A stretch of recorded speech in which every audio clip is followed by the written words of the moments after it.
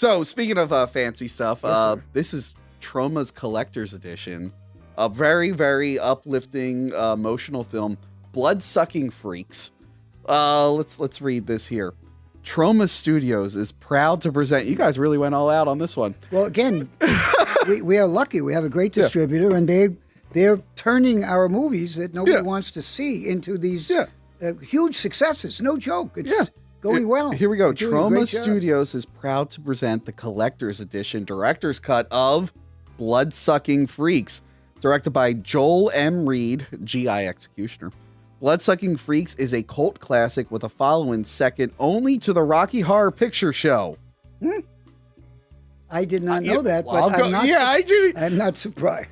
You know, Lloyd, there might be some exaggerating going on there. Blood-Sucking Freaks it is a beautiful film. Really. And again, here's an example of how a low-budget film looks good. Mm-hmm. Right? This was shot in 35. They paid attention to lighting. It looked good. Yes, I saw this movie for the first time, like 2 years ago on Joe Bob's show. I didn't know about it. I like this one.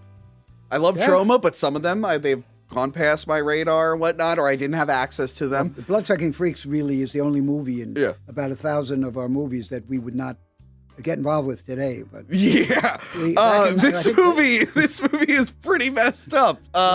We've changed this. Just like Obama, I've matured. Yeah. So it's about like a guy who owns like a theater. Yeah. And he's just torturing women and people down there. Grand Guignol, the French in the late 19th century. This was actually a form of theater. Yes. But it's really funny. I think Chris Jericho made fun of it because he's like, if this was in a modern movie with realistic stuff, it would be horrifying.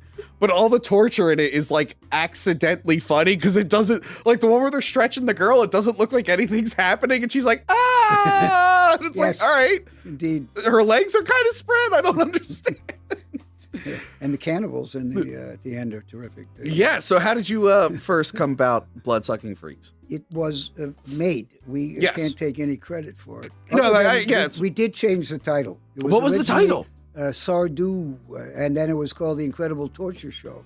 But the original distributor chopped it all up, so it came out as an R, and it was nothing.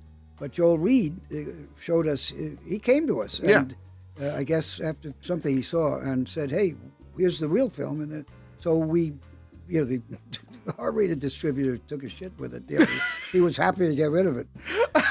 So Joel showed us how to restore it, which we did, and it's been quite successful. Although it really is I don't want to use the word obscenity, but there's definitely a lot of things there that would piss. Well, off. According to the box, it's according to the L.A. Times, it's sicko and gross out. L.A. Weekly calls it ghastly, and Village View says it's utterly sickening. An American Cinematheque. It's a very low quality picture. There isn't a single frame of Blood-Sucking Freaks that isn't completely repulsive and fascinating at the same time. Was that what you said when you saw the film in its entirety the first time? I saw that it was funny. I saw the same thing you saw. Lemmy, by the way, from Motorhead, he became a fan because of Blood-Sucking Freaks. That's awesome. And he's in about 8 of our movies because of that movie. And you're right, Chris Jericho is obsessed with it. Yeah, he did the song on Joe Bob. Check out Chris Jericho's Blood-Sucking Freaks song. So I remember watching him in the 90s on WCW, and he had that guy, Ralphus. Yes. And I didn't realize it was a reference to this until he mentioned it on that show. But yeah, there's like a little guy, Ralphus, in it. And I love how what's his name? Sardou was the bad. Yeah. I love how he's the bad guy, but he's just like, all right, tonight you can beat me up. Here you go. And it's like, they're so sick and twisted. Well, Joel Reed was pretty twisted. I prefer, as crazy as that movie is, G.I. Executioner. G.I. Executioner. I haven't seen that one. It's hilarious. Not meant to be. It was meant to be sort of a James Bond ripoff. Yeah. But it was filmed at Raffles in Singapore, which is one of the world-class, at least in my day, it was, the top Asian hotel. Yeah. And just that this movie was filmed in and around this place where the rich people go, I couldn't get over that alone. But check out the G.I. Executioner. I will. So very profitable on. It was huge on Vestron. At Vestron. It was a Vestron tape. Nice. with that title. Our good friend Joe Lascola from Movie Dumpster might have that. Maybe. Well, I can certainly. It's on Troma now if you want to see it. Oh, good. Yes. So, Bloodsucker Freak. Did that play? Did you put it in theaters? Yes. Like the director's cut? Yes. Did you see it in a theater with a crowd? I need to know what that was like. I saw it in Allentown. Oh, around here. It was a midnight show in Allentown. And okay. If I remember correctly, somebody local. I don't think the theater, but yeah, maybe it was Sheets. Okay. They don't give two sheets about it, but somebody paid to have us do something there. Yeah. And what was their reaction?